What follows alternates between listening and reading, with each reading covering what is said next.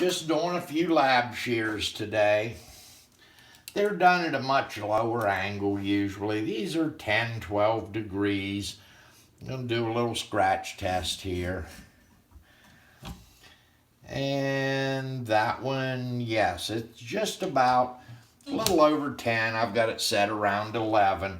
And if you notice, I grip these by the handle. Just set it in right where the handle meets the finger ring. Can lock them in.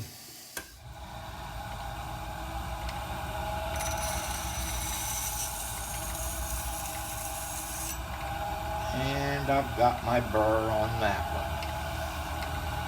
Flip it over.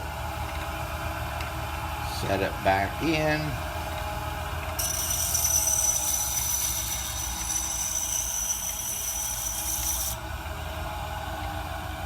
And I picked up my burr on that one.